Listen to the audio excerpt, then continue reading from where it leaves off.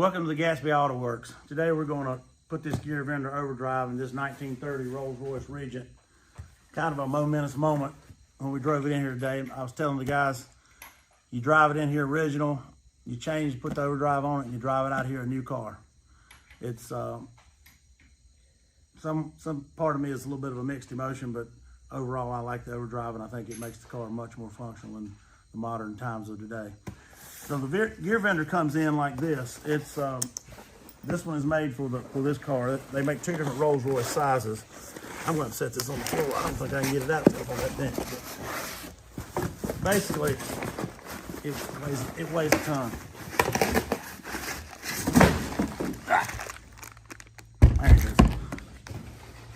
This car, the Rolls Royce, has a drive shaft tube that goes from the transmission all the way back to the hogshead, and it's in two sections. And so when you buy this overdrive actually replaces one of the two sections of the tube, and it's got a drive shaft inside here that replaces the internal drive shaft. So when we're done, it bolts right back up on both ends.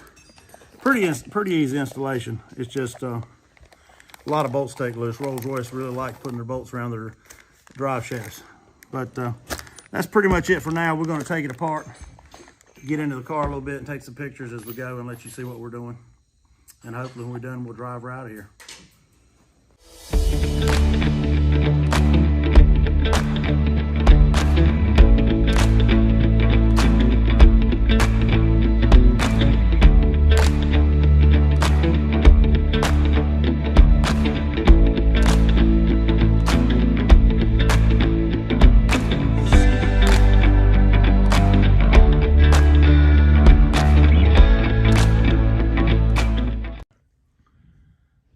Good afternoon again from the Gatsbyautoworx. Yesterday we told you about replacing this, putting this new overdrive on this 30 Rolls Royce. We've got everything undone underneath, from the transmission tube back to the second joint of the tube. We've got all the connectors back for the brakes. We've also got the shocks loose. We're getting ready to take the last two pins out, and this is something that I thought was really cool. You guys might want to see. This one pin in each spring is what holds this axle on this spring. I thought it was very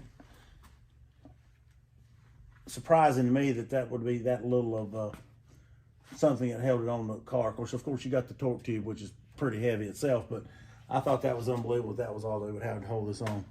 We're gonna set this thing on the ground now and try to get these pins out of it.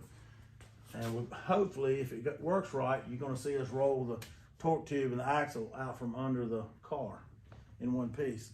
This is the third one of these I've done, and the first one was super easy.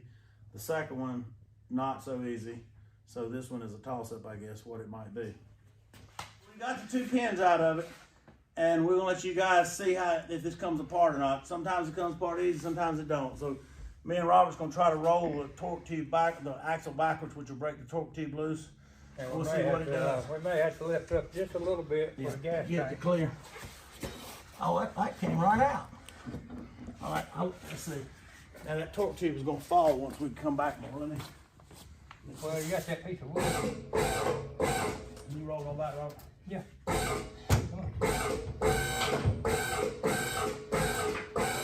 got the torque tube, that thing should fail.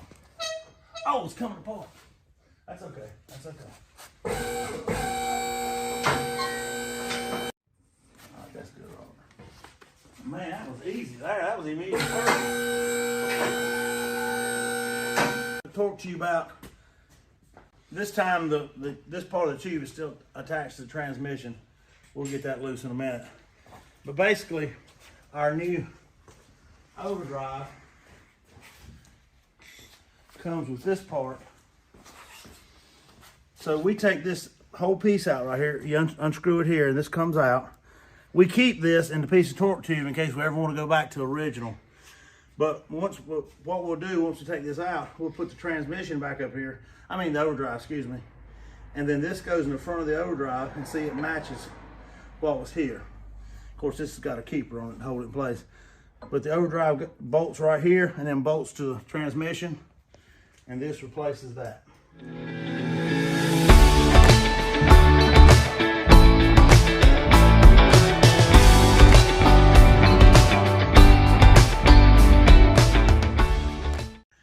Okay, so we've got the front torque tube out now. It's a little bit more challenge than we expected, but a little hint, if you take all the nuts off, it comes off much easier. This is, like I said, this is a 1930 Springfield, and the Springfields had a Bezier oiling system on them.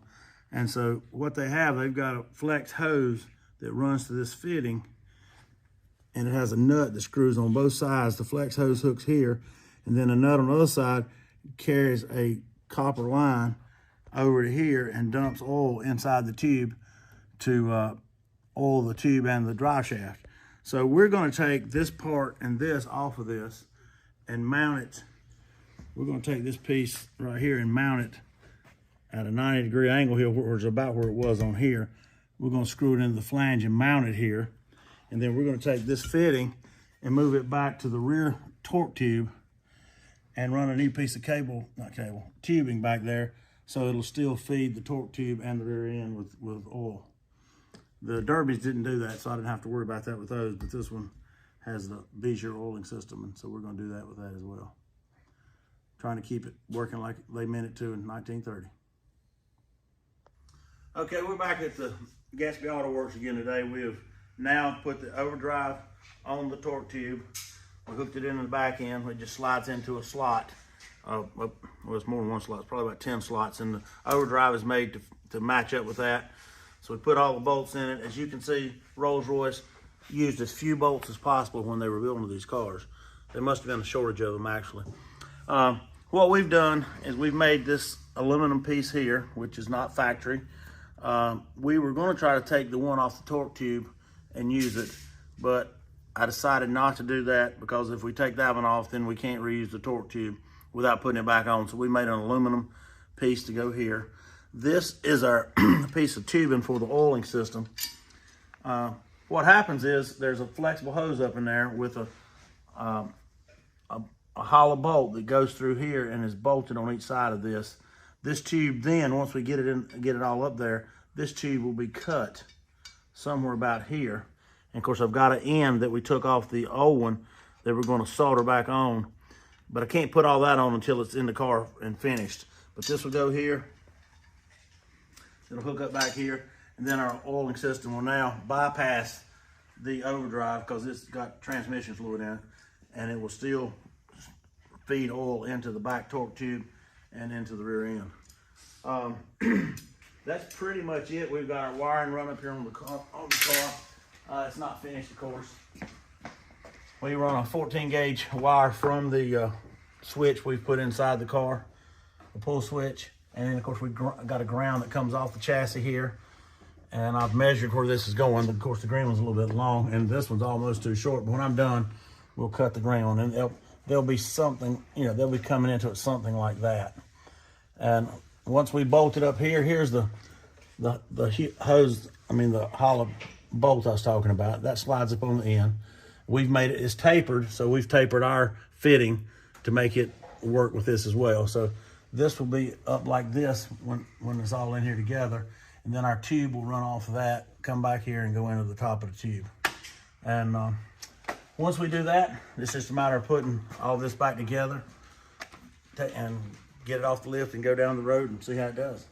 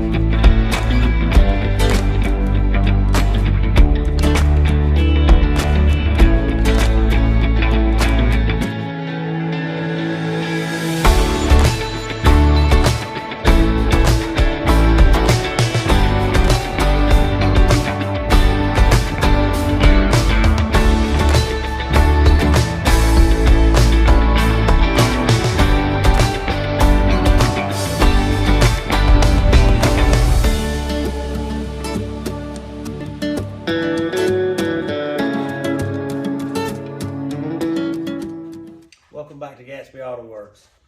We've just now finished the overdrive installation for this 1930 Regent Rolls Royce Phantom 1. We put in this gear vendor overdrive. It's the third one we've done on Rolls Royce. And of course, I think we get better each time. As we talked about earlier in the video, this Rolls Royce has a Bezier oiling system on it. And this flexible line ran into the old torque tube that was replaced here. So what we did is we put a new fitting back here that we showed you in an early video to this torque tube to bypass this so that we can still get the oil back here. So we've made this new line, this new bracket, put it all in now. It's nice and sturdy, looks good. I think Mr. Rolls or Mr. Royce, either one will be proud of that. Then if you come over to this side, we've got the wiring completed now. We pick up the hot inside the cab of the car and feed a pull switch. Then we come off the power side of the switch, run back here, and bring one wire to the solenoid valve. Then we ground the other wire here to the chassis and bring it over here for ground. And then we all like to take this heat shrink and put the wires in that so it protects the wires and keeps them together, makes them a little stiffer. So we've tested it, it's ready to go. It clicks when we hit the power, which means this is trying to pull in. And next thing we gotta do is get it off the lift and push it out the door and drive off. And now we can drive 60 miles an hour or 65 and the motor will just be idling. And that should help the gas mileage, at least a quart every 100 miles. So that's about it here today. Hope you guys have enjoyed this. Hope it's been beneficial to you. If you got any questions, please feel free to reach out to us. And we're always open to criticism and to praise. So whatever you got to say, we'd like to hear it. Have a great afternoon.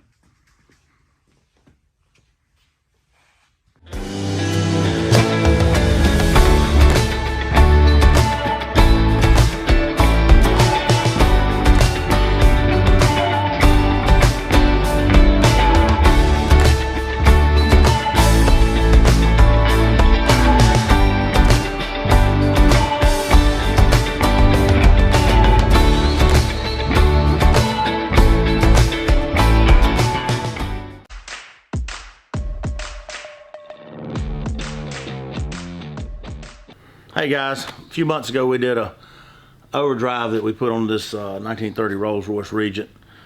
After doing that, we were informed by some people that know more than I do, which there are people that know more than I do, that I had incorrectly hooked a line up on the rear end of the car. So what we're doing now is we want to go in and show you what I did wrong and show you the correct way to do it, because I don't want anybody out there doing something incorrectly because I told them wrong. All right guys, so if you'll remember at the first of this video or somewhere in the video, we were talking about, we threaded this opening here. Actually it's here, I did one and moved it, to run that oil line past the overdrive so it could run down to the rear end. And we put a hole here and tied that line in right here. That was incorrect. What I was informed of later is the gear vendor now has a fitting here where I've got this 90-degree elbow. So we cut the line, cap this off, put the new fitting here, tied our line in here, and now the installation is correct. So when the oil comes out of the down through the system, as you're oiling the system, it comes in here, runs into the drive shaft channel like it's supposed to, and feeds the rear end of the car.